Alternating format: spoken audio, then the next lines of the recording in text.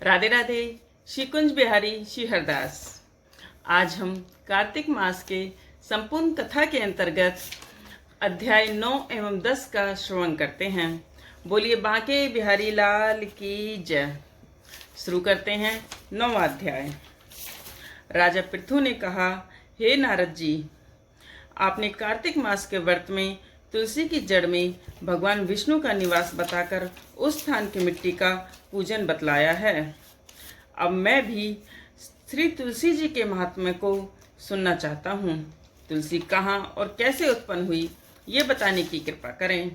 नारद जी ने कहा, हे राजन, एक समय जब देवगुरु बृहस्पति और देवराज इंद्र कैलाश पर्वत पर शंकर जी का दर्शन करने के लिए गए तो शंकर जी ने उनकी परीक्षा ली। उन जटाधारी दिगंबर ने उनका मार्ग में ही अनुरोध कर डाला। यद्यपि वे तेजस्वी, शांत, लंबी भुजा और चौड़ी छाती वाले गौरवर्ण, अपने विशाल नेत्रों युक्त तथा सिर पर जटाधारे वैसे ही बैठे थे। तथापि इंद्र ने शंकर जी को न पहचाना। उनका नाम, धाम आदि परिचय पूछा और कहा, शंकर जी अपने स्थान पर हैं या कहीं गए हैं। इस पर उस तपस्वी ने कुछ नहीं कहा, परंतु त्रिलोकीनाथ के ऐश्वर्य से वर्धित होकर इंद्र कब चुप रहते हैं। उन्होंने क्रोध से घुड़क कर कहा, अरे मैं पूछता हूँ तो उत्तर क्यों नहीं देता है। मैं भी तुझे इस वज्र से मारता हूँ, फिर देखता हूँ तुझ दुर्मित की रक्षा कौन करता है। फिर ज्यों ही दिगंबर को मारने के लिए हाथ में वज्र लिया, त्यों ही भगवान शंकर ने वज्र सहित उसका हाथ स्तंभित कर दिया और विकराल नेत्र कर ज्यों ही उसे देखा तो ऐसा विदित हुआ मानो वह दिगंबर प्रज्वलित हो उठा है और तेज से जला देगा। भुजाएं स्तंभित होने से इंद्र के क्रोध और दुख का अंत न रहा, परंतु ज्यों ही बृहस्पति जी ने उसको प्रज्वलित देखा, त्यों ही अपनी बुद्धि से उनको भगवान शंकर जानकर प्रणाम किया और इंद्र को भी उनके चरणों में गिराया। फिर बृहस्पति जी बोले, हे दीनानाथ, अपना क्रोध रोक कर इंद्र का अपराध क्षमा कीजिए। बृहस्पति जी ने वचन सुनकर महेश्वर गंभीर वाणी में बोले, मैं अपने नेत्रों से निकले क्रोध को कैसे रोकूं। तब बृहस्पति बोले, हे भगवान, भक्तों पर तो दया करनी ही चाहिए, अतः अपना भक्त वत्सल नाम सार्थक कीजिए और इस तेज को शांत कर इंद्र का उद्धार कीजिए। तब भगवान शंकर ने कहा, मैं तुम्हारी स्तुति से प्रसन्न हूँ, जो तुमने इंद्र को जीवन दान दिलाया।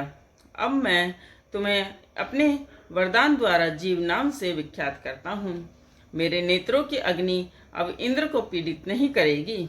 ऐसा कह शंकर जी ने अपने माथे से निकले हुए तेज को लेकर क्षीर सागर में डाल दिया। फिर लीलाधारी भगवान अंतर्ध्यान हो गए। इंद्र और बृहस्पति दोनों भय से मुक्त होकर परम सुखी हुए। इस प्रकार जिनको जानने की इच्छा थी, उन्हें जानकर इंद्र और बृहस्पति अपने स्थान को चले गए। बोलो बांके बिहारी लाल की जय।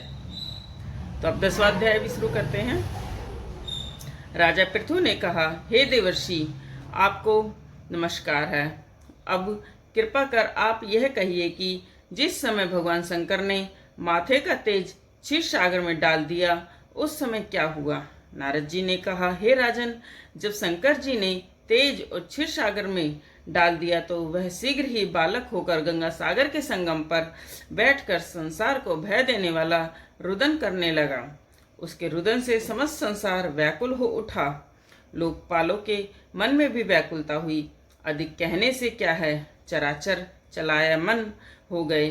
शंकर सुवन के रुदन से ब्रह्मांड व्याकुल हो गए। समस्त देवता और ऋषि मुनि व्याकुल होकर लोक पितामह ब्रह्मा जी की शरण में गए। अब और सब से मिलकर ब्रह्मा जी को प्रणाम किया और स्तुति की।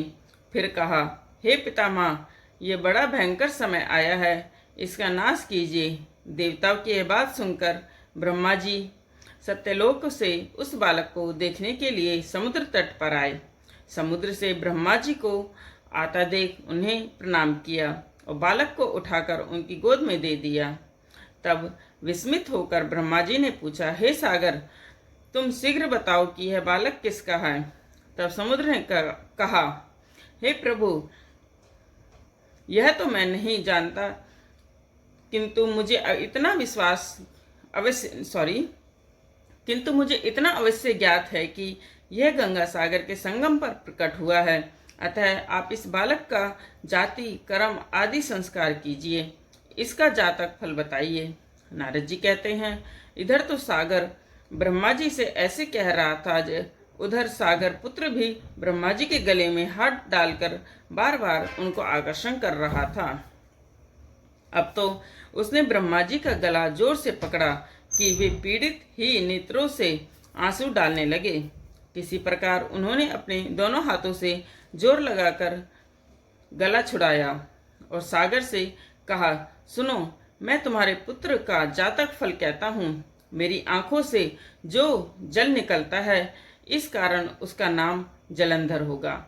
यह पैदा होने के साथ ही तरुण हो गया था। इससे यह सब शास्त्रों के पारंगत, महाप्रकमी, महावीर, जवान, रणदुर्गम तथा सभी दैत्यों का पारंगत और भगवान विष्णु को जीतने वाला होगा। यह कहीं भी नहीं हारेगा। एक भगवान शंकर को छोड़कर सबसे आवस्थ होगा। जहाँ से यह उत्पन्न हुआ है, फिर वहीं जाएगा। इसकी पत्नी बड़ी पतिव्रता, सौभाग्यशाली, सर्वांग सुंदरी, परम मनोहर, मृदुभाषिनी और शील की सागर होगी। नारद जी ने कहा, हे राजन, सागर से यह कहकर ब्रह्मा जी के शुक्राचार्य को बुलाकर बालक का राज्याभिषेक कराया। फिर अंतर्ध्यान हो गई। अब तो उस बालक को देख सागर बहुत प्रसन्न हुआ और कितने ही उपाय से उसका पालन करके बड़ा किया। फिर कालनेम नामक असुर को बुला उसकी वृंदा नाम की पुत्री से उसका विवाह करा दिया। अब शुक्राचार्य के प्रभाव से वह दैत्यों का राज्य करने लगा। बोलो बांके बिहारी लाल की जय।